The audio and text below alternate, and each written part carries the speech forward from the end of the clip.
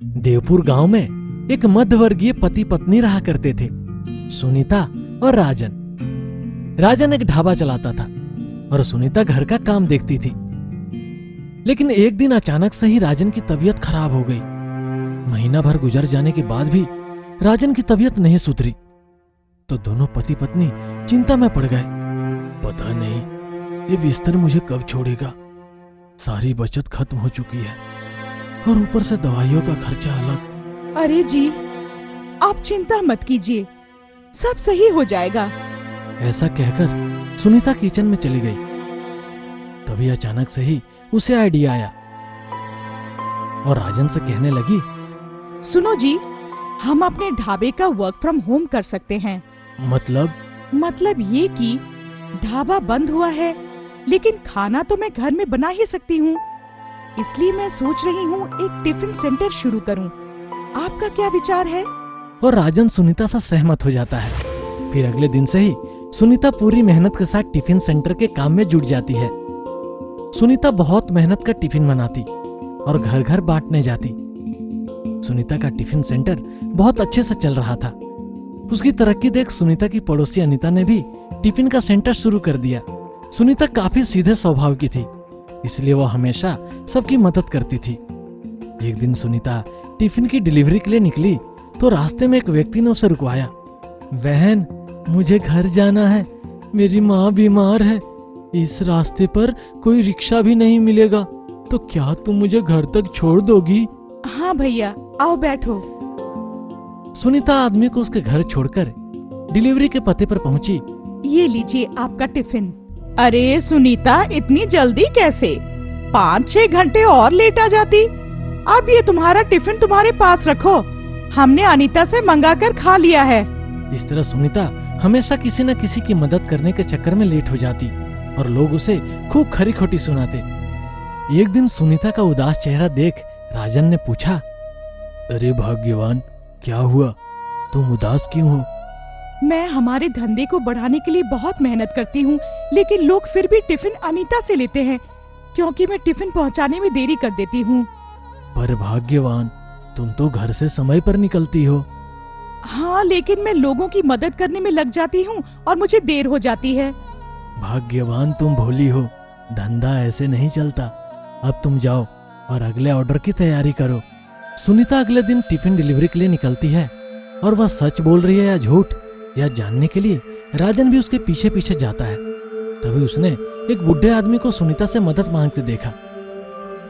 अरे बेटी, मुझे हॉस्पिटल तक पहुंचा दो, मैं बीमार हूँ। बेटी, तुम्हारा बहुत एहसान होगा। नहीं चाचा, एहसान की कोई बात नहीं है। चलो मैं आपको अस्पताल तक छोड़ देती हूँ। सुनीता बूढ़े आदमी को हॉस्पिटल छोड़कर चली जाती है, पर राजन अभी उसका पीछा कर रहा था। तभी उसने देखा कि वह बूढ़ा आदमी हॉस्पिटल में जाने की बजाय अनीता के घर की तरफ जा रहा है। अनीता के घर जाकर उसने अपनी नकली दाढ़ी मूंछ निकाली और अनीता से कहा, कल उसे कौन से तरीके से लेट करूं? कल गरीब आदमी बनकर जाना और उसे जितना हो सके उतना लेट करवाना। और ये लो आज के 500। अच्छा काम किया।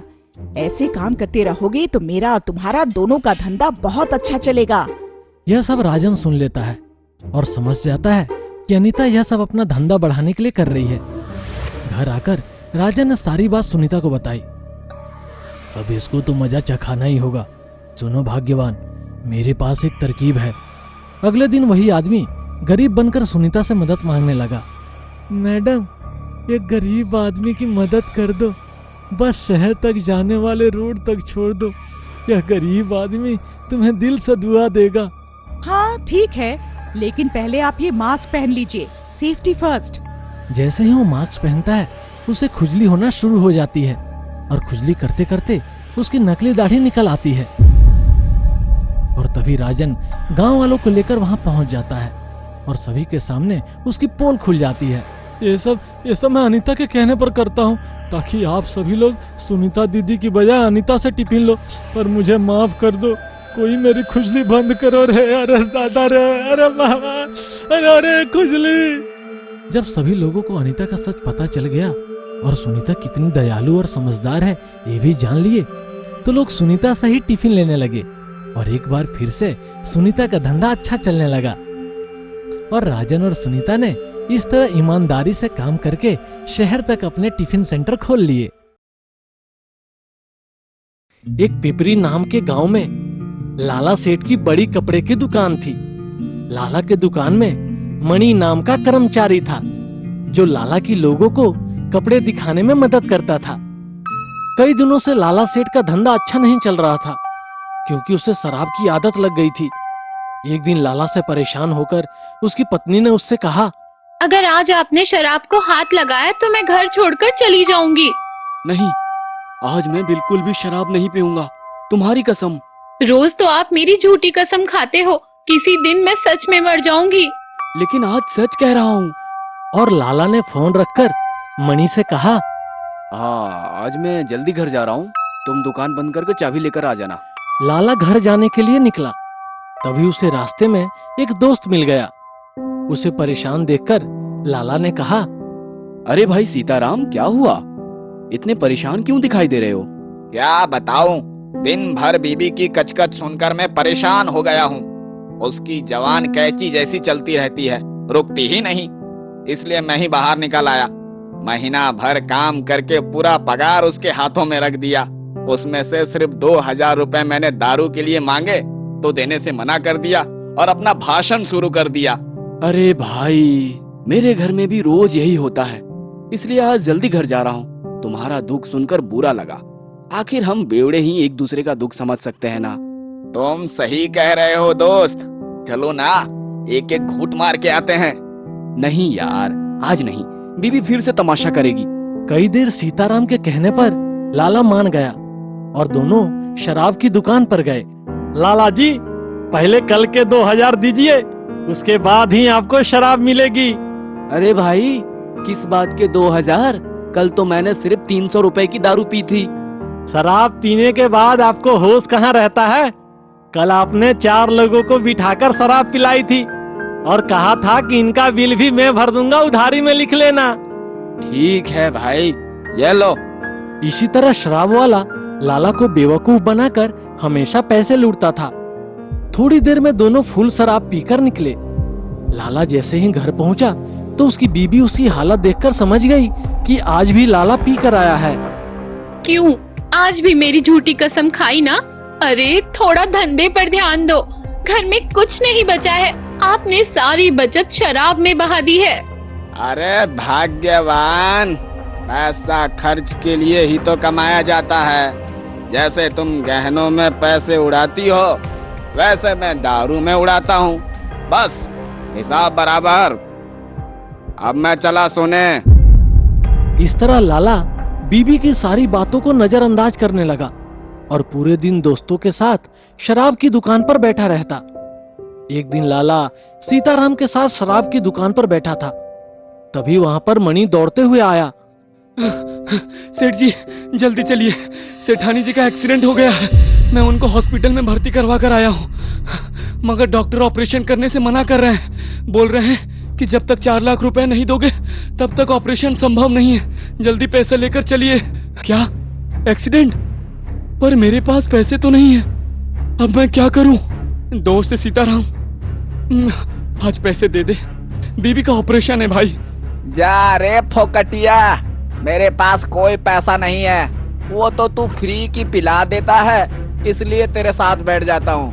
मैं तो चला घर। इन बातों ने लाला की सारी शराब उतार दी। वो हर जगह गया, दुकान के गल्ले से लेकर घर के आटे के डब्बों तक, पर उसे 1 रुपया नहीं मिला। उसने लोगों से उधारी भी मांगी, पर सबने शराबी समझकर उसे पैसे देने से मना कर दिया और पैसों का इंतजाम नहीं हो पाया। कुछ देर बाद मणि लाला के पास आया। सेठ जी, सेठानी जी अब इस दुनिया में नहीं रही। यह खबर सुनते ही लाला के पैरों तले जमीन खिसक गई और लाला रोने लगा। मेरी पारो रोज कहती रही, शराब छोड़ दो, धंधे पे ध्यान दो, बचत करो। लेकिन मैं झूठे दोस्तों की बातों में आकर कहता रहा, पैसा तो उड़ाने के लिए ही होता है। अब मुझे सब समझ में आ गया। कि बचत कितनी जरूरी होती है। अगर मैंने शराब छोड़ दी होती तो आज मेरी पारो जिंदा होती। हे भगवान, मैं अब से कभी शराब नहीं पीऊंगा, बस मेरी पारो को वापस कर दो। तभी पीछे से एक आवाज आई। तो आज के बाद पक्का कभी शराब को हाथ नहीं लगाओगे ना? हाँ भगवान, पक्का। हाथ तो क्या, देखूंगा भी नहीं, बस पारो को वापस कर दो। ये भगवान नहीं, मैं बोल रही हूँ। अब रोना बंद करो। ये हमारी तरकीब थी ताकि तुम्हारी शराब छुड़ा सके। यह सुन लाला बहुत खुश हुआ और उस दिन के बाद उसने सारी बुरी आदतें छोड़ धंधे पर ध्यान देने लगा और बचत करने लगा। और लाला ने अच्छे दोस्त भी बना लिए जो उसकी मुसीबत में मदद करे।